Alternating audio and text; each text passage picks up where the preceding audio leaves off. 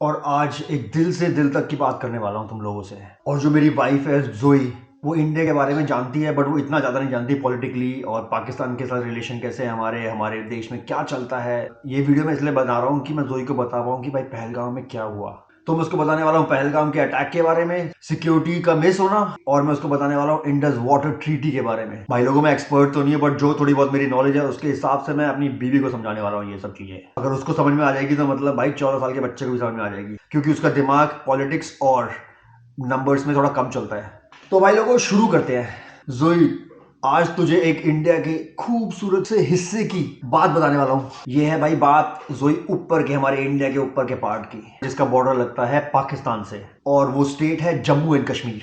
Mountains, reverse, like a dream land man, हमारे लिए स्वर्ग है वो इंडियंस के लिए। और उसमें एक टाउन है पहलगाम, जहां पर लोग भाई नेचर एंजॉय करने जाते हैं। जैसे जैसे फ्रांस में भाई हम लोग जाते हैं पार्क्स में, वैसे ही वहां लोग नेचर को एंजॉय करने जाते हैं पहलगांव में। हाँ जोई, 22 अप्रैल 2025 को एक ट्रेजिडी हुई उस पहलगांव में। इमेजिन करके एक पिकनिक स्पॉट है, लोग मस्ती कर रहे हैं और तभी अचानक से 5 गनमैन आ गए और उन्होंने 26 लोगों के साथ बहुत बुरा किया, जो बस टूरिस्ट थे, खुशी ढूंढने आए थे वहां पर।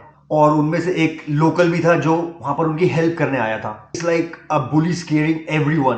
बट भाई लोग, ये बहुत बड़ा दुख की बात है। ये मेरा तो दिल टूट जाता जब भी मैं इसके बारे में सोचता हूँ। जोई, ये अटैक और भी सैड है क्योंकि वहां कोई सिक्योरिटी नहीं थी। वो जगह 7 किलोमीटर दूर थी शहर से, जहां पर सिर्फ तुम वॉक करके जा सकते हो। और सैड बात यह है कि वहां पर कोई आर्मी या पुलिस का बंदा सेटअप नहीं था। लोग कह रहे हैं एक बहुत बड़ी मिस्टेक थी। इंडियन आर्मी और इंटेलिजेंस को इस अटैक के बारे में कुछ खबर भी नहीं थी। फॉर्मर आर्मी चीफ जनरल ने भी कहा यह हमारा एक इंटेलिजेंस फेलियर था। वो टूरिस्ट प्लेस खोला गया टूरिस्ट के लिए बिना पुलिस परमिशन के, जो बहुत रिस्की है था यार। इसलिए ही अटैकर्स आसानी से आ गए वहां पर। कुछ लोग तो ये भी कह रहे हैं कि ये काम लश्कर ए तौयबा का था। ये ऐसा ग्रुप है जोई जो वायलेंस फैलाने के लिए फेमस है। जो 4 अटैकर्स थे उनका नाम था आसिफ फौजी, सुलेमान शाह और Abu Talha.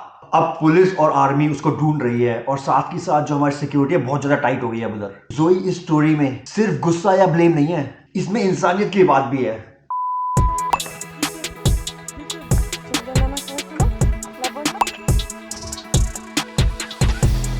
Five minutes later.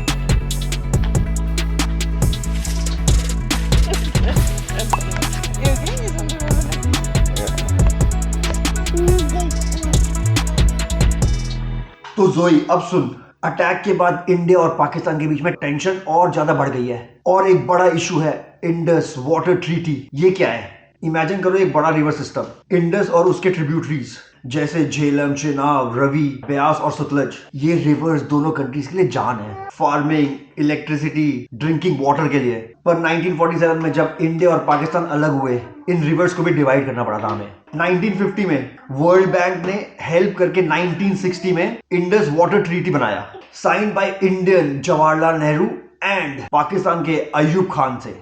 इस ट्रीटी ने रिवर्स को डिवाइड किया। इंडिया को ईस्टर्न साइड की 3 रिवर्स मिल गई, रवि, ब्यास, सतलज, जो 20% वाटर देती हैं, और पाकिस्तान को 3 वेस्टर्न रिवर्स मिल गई, इंडस, झेलम, चिनाब, जो 80% वाटर देती हैं। ट्रीटी कहता है कि इंडिया वेस्टर्न रिवर्स का पानी स्टोर नहीं कर सकती, पर इलेक्ट्रिसिटी और छोटे मोटे इरिगेशन के लिए यूज कर सकती है, वो भी स्ट्रिक्ट रूल्स के साथ। एक परमानेंट इंडस वैली कमीशन है जिसमें दोनों दोनों तरफ के लोग मिलके सारी चीजों को सॉल्व करते हैं, सारे क्वेश्चंस के आंसर निकालते हैं। अगर कोई इशू बड़ा हो जाता है तो उसके लिए उनको कोर्ट चले जाते हैं, जहां पर उनको न्यूट्रल एक्सपर्ट्स मिल पाए जो उनकी सॉल्यूशन, उनकी प्रॉब्लम को सॉल्व कर पाए। ये ट्रीटी भाई लोगों 60 साल से काम कर रही है। जब हमारी वॉर्स हुई हैं उस टाइम पे भी ये ट्रीटी ने काम किया है, बढ़िया चल रही थी। पर अब अटैक के बाद इंडिया ने कहा पाकिस्तान ने अटैकर्स को हेल्प की है, इसलिए उन्होंने भाई ट्रीटी को सस्पेंड कर दिया है। नो वाटर डाटा शेयरिंग, और वेस्टर्न रिवर्स पे प्रोजेक्ट बनाने के प्लान शुरू कर रहे हैं। पाकिस्तान ने कहा हमने कुछ नहीं किया, ये इंडिया का इंटरनल इशू है। उन्होंने भी ट्रेड बंद कर दिया और बोला let's do a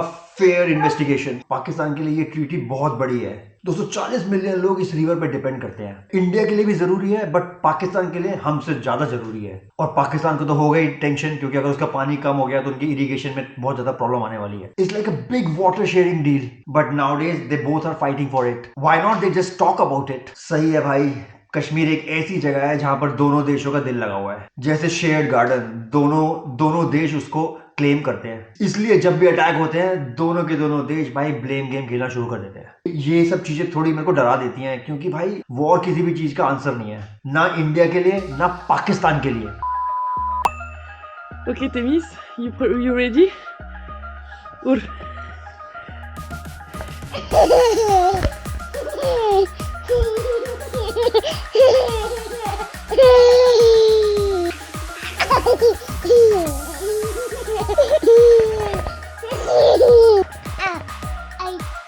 Mom.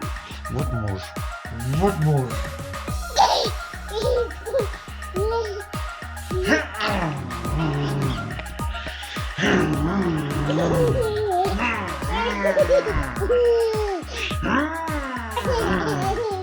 Done? तो भाई लोगों इतनी भसड़ वहां पर हुई, वहां पर एक अच्छी चीज भी हुई है भाई लोगों। वहां पे जो अटैक हुआ बहुत बुरा हुआ। जब ये अटैक हुआ, कश्मीरी लोग जो मोस्टली मुस्लिम हैं, उन्होंने टूरिस्ट की मदद करी। उन्होंने टूरिस्ट को सेफ जगह प्रोवाइड कराई, अपने घर खोल दिए उनके लिए और उनके दुख में साथ आए। जैसे फ्रांस में नेबरहुड के नाम पे लोग एक दूसरे के लिए खड़े हो जाते हैं, वैसे ही वहां पर वैसे ही हमें वहां दिखाई दिया कश्मीर में। श्रीनगर और अलग थोड़े बहुत शहरों में लोग भाई रोडों पे आ गए, प्रोटेस्ट करने लग गए कि भाई ये जो हुआ है गलत हुआ है और ये जिसने भी किया है उसको पकड़ो जल्दी। ये सब चीजें सुनने के बाद और देखने के बाद भाई थोड़ा थोड़ा दिल ना सॉफ्ट हो जाता है, क्योंकि ये देखा इंसान इंसान के लिए कितना प्यार रख सकता है, चाहे कोई भी रिलीजन हो यारो। That's so moving man. It's like a light in such a dark moment. हाँ जोई, ये है असली कश्मीर, जहां दिल एक होते हैं लोगों के। भाई लोगों ये सब चीजें देखने के बाद मेरे को भी थोड़ा टची फीलिंग आई। उन कश्मीरी भाई लोगों ने ना मेरे को थोड़ा होप दिया कि इंसानियत अभी भी जिंदा है। It shows we all are human and we should choose peace over anger no matter where we are from. ये सब चीजें हमें याद दिलाती है कि भाई लास्ट में प्यार ही जीतता है। But I'm not done. Are you sure? Ah, et c'est not sure. Not sure? Have you checked Mama's pocket? Mama has a pocket here.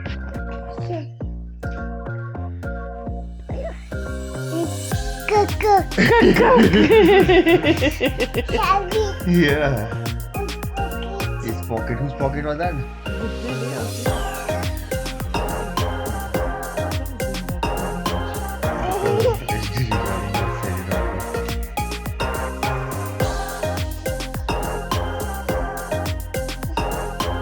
Temis, on va au lac? You ready for lake? Let's go. ये attack, ये security labs और treaty का tension एक बहुत दुख वाली बात है भाई लोगों। पर इस सिचुएशन में हमें एक चांस दिया है एक दूसरे के दिल को समझने का। इंडिया के लोगों और पाकिस्तान के लोगों, सुनो, गुस्सा दिल में रखोगे ना तो बस अंधेरा बढ़ेगा हमारी लाइफ में। हम सब भाई लोग एक ही दुनिया में रहते हैं यारो। जैसे हम फ्रांस में थेमिस के साथ पार्कों में जाते हैं, अपने बच्चों के लिए एक सेफ फ्यूचर चाहते हैं। इंडस वाटर ट्रीटी ने भाई लोगों 60 साल तक पीस रखा है, क्योंकि दोनों देशों ने प्यार से बात करी आपस में। और अब भी वॉर नहीं, बातचीत चाहिए। इंडिया में भाई लोगों और बहनों, मैं तुम्हारा दुख समझता हूँ। सिक्योरिटी मिस्टेक हुई और इसका जवाब मिलेगा। पर भाई लोगों भूलना नहीं है कि हमारे कश्मीर के भाई लोगों ने भी हमारी मदद करी है, वो भी हमारे लिए वहां पर खड़े रहे हैं। उन लोगों के प्यार को अपने दिल में रखो, नफरत को नहीं प्लीज। और पाकिस्तान के भाई लोगों, आप भी अपने दिल से गुस्सा निकाल दो और अपने लीडर से बोलो इस वायलेंस के अगेंस्ट एक्शन ले और पीसफुली बातें करें। दोनों तरफ के भाई लोगों, इंडिया के और पाकिस्तान के, जरा अपने बच्चों की तरफ देखो। क्या हम इनके लिए वॉर छेड़ देंगे? नहीं भाई लोगों, हम शांति चुनेंगे, क्योंकि भाई लोगों शांति ही हमें आगे लेके जाएगी। भाई लोगों मेरे को बहुत दुख है उन 26 लोगों के लिए जो हमको छोड़ के चले गए। ट्रीटी के रूल्स या सिक्योरिटी की मिस्टेक्स बाद में सॉल्व होती रहेंगी यारो, पर दिल को प्यार अभी चाहिए, शांति हम लोगों को अभी चाहिए। जैसे भाई लोगों हैरी पॉटर में दोस्ती और प्यार ने बुराई को मिटा दिया, वैसे ही मैं चाहता हूं हम सब लोग शांति रखें, सब कुछ ठीक होगा। बुराइयां सारी हम खत्म कर देंगे, पाकिस्तान और इंडिया मिलके। मैं चाहता हूं दोनों इनिशिएटिव लें अभी। तो भाई लोगों मुझे लगता है जोई को तो ये हमारी इंडस वैली ट्रीटी समझ में आ गई होगी और हमारे रिलेशन समझ में आ गए होंगे पाकिस्तान के साथ। सिक्योरिटी जो हमारी मिस हुई उसको समझ में आ चुके होंगे। क्या बोलते हो, तुम्हें थोड़ा बहुत समझ में आया? पहलगांव का दुख और इंडस ट्रीटी का लेसन हमें सिखाता है इंसानियत जीत सकती है अगर हम शांत रहें। ओके भाई लोग, इस ब्लॉग को यहीं खत्म करते हैं। मुझे लगता है कि जो मुझे जहां पर भी मैंने न्यूज़ वगैरह पढ़ी है उसके बाद जो मुझे समझ में आया, हम चाहते हैं कि शांति बनी रहे, अभी वॉर नहीं चाहिए। और इसके लिए अभी तुम लोग शांत रहो, सब कुछ ठीक होगा। अगर हम शांति से बातें करेंगे तो कोई वॉर नहीं आएगी। हम नहीं चाहते हमारा देश वॉर पे आए, क्योंकि वॉर भाई बहुत महंगा सौदा है। अंत पैसे चाहते हैं, अंत लोगों की मौतें होती हैं, ये सब चीजें अभी नहीं चाहते हम लोग। तो भाई लोगों बातों से काम होगा। तुम भी शांति रखो, पाकिस्तान को भी बोलो शांति रखे, इंडिया को भी बोले शांति रखे। तो मिलते हैं नेक्स्ट टाइम।